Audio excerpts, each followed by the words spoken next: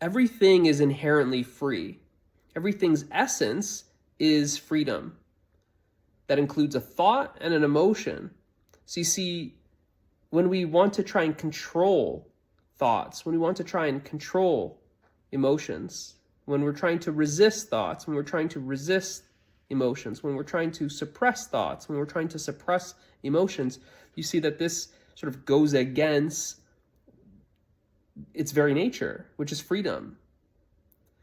This is why when you're experiencing the emotions, by just allowing the emotions to flow freely, that's really how you feel your feelings. That's really how you experience emotions, by just allowing the emotions to be free.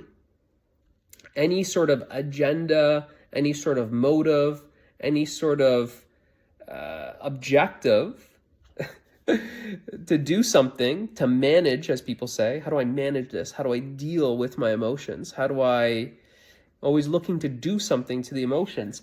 This goes against their inherent freedom, that these emotions are actually made of freedom.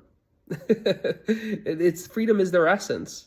They naturally are free. So the issue is when we restrict that freedom, when we limit that freedom, when we suppress that freedom, then we're experiencing this war within, this inner tension.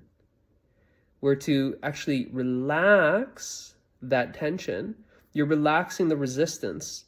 And in doing so, not really a doing, but in allowing the resistance to relax, then the emotion just simply is free, free to be.